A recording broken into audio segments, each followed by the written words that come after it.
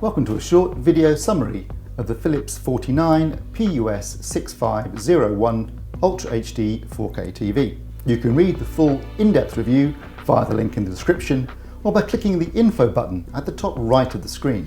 The 6501 is one of Philips' entry-level Ultra HD 4K models. As such, it has a slightly plastic construction which reflects its price point. However, the company have added a few nice little design touches to give it a bit more flair than perhaps it would normally have.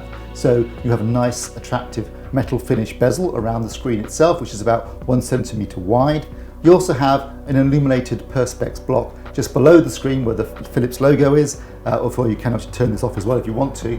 And there are what Philips call their arc stand, which is basically 2 chrome feet, one at either end of the TV. Obviously this means it can't be swiveled. It does also mean you need quite a wide surface to position the TV on. But again, the feet look quite attractive, so that's quite a nice touch.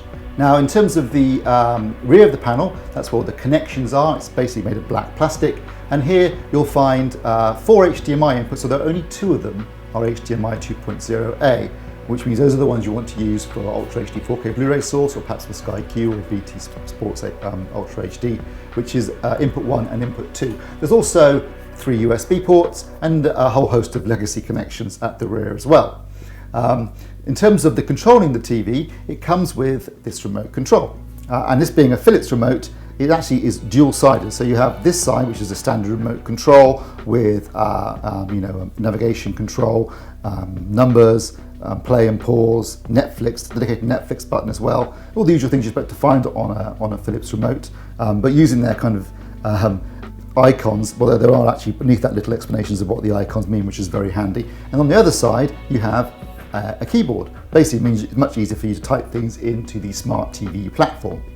Now, in terms of the Smart TV platform itself, Philips use Android TV. They've got the latest version of Android TV, and we quite like their implementation. It's relatively straightforward and simple. It basically just uses the Android platform. So you go down through the tiles, selecting what you want in terms of apps, and it has all the important things there like Netflix and Amazon, BBC iPlayer. And then if you go down to the bottom, you'll find there's also access to all the menu systems, so that you can actually access a number of the menu systems just by pressing the menu button on the remote control. Since the 6501 is a Philips TV, it also comes with Ambilight. It actually has 2-sided Ambilight, which means that it has LEDs down both sides of the rear of the panel. And these little LEDs project light onto the wall behind the TV. It can actually be a very useful feature, particularly if you're using the ISF mode, which creates a nice neutral white bias light behind the TV. But it also can be fun too if you want to use the other modes, which project coloured light behind the TV based upon what the actual image is on the TV itself. It's definitely a feature that's unique to Philips, and certainly one that can be, in the case of the ISF mode, actually very useful as well. As always, we calibrated the television using our calibration equipment. That's the Klein K10A, also the Meridio Fresco 6G pattern generator, and Calman 2016 calibration software. Actually, surprisingly, out of the box, very accurate TV. Very impressive actually given its price point. We found that the grayscale was excellent with all the errors below 3 and the majority below 2 and some even below 1. So there was a nice, even, accurate grayscale. The gamma was also tracking quite close to our target of 2.4. So overall, a very good out-of-the-box grayscale performance. And in fact, one we couldn't really improve on. We did calibrate it, but in fact the calibration results were almost identical to the out-of-the-box performance. So really, really impressive performance there from Philips in terms of out-of-the-box accuracy for the grayscale.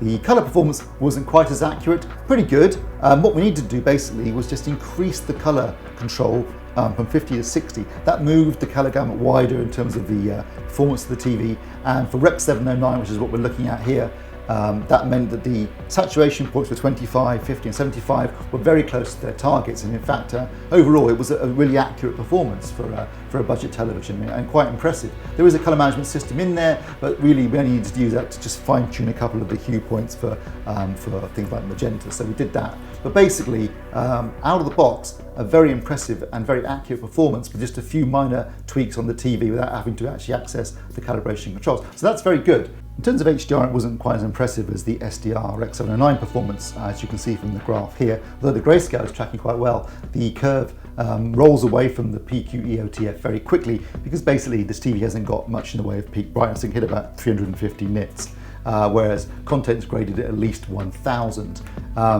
However, it does have a direct LED backlight, which is quite unusual for the price point. That does mean you get a nice even backlight, and you can handle the HDR content better than maybe some edge-lit TVs would.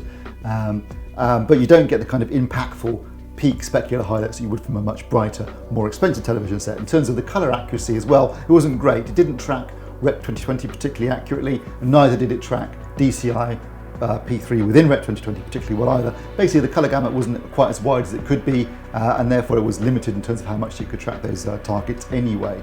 But given the price point, at least you do get some kind of HDR experience. So you're still getting the 4K 10-bit, some of the wider colour space to a degree, and a degree of peak brightness, even if it isn't anywhere near what the target is. Content would be graded at 1000 nits. But it does at least tone map to that 1000 nits relatively well, so you still get some kind of HDR experience. In fact, overall, we actually found it to be a really solid, really good TV, particularly with SDR Rec 709 content, which is going to be the majority of what you're going to be watching over the next few years. And in that sense, it was very good. It had, a nice even backlight. It had natural colours. It had excellent grayscale performance and gamma. The blacks weren't its strong point, weren't great, but the motion handling was good. Always is good on the Philips TV, so you had that as well. And overall, it delivered a very solid, very decent picture, and it also included a degree, you can still enjoy some elements of HDR even if you're not going to get the full 1000 nit impact from this television. And £599, that's a pretty good price when you consider the package, the build quality, the features and the performance. And as such, I'm very happy to award this television an AV Forum's recommended badge. Thanks for watching.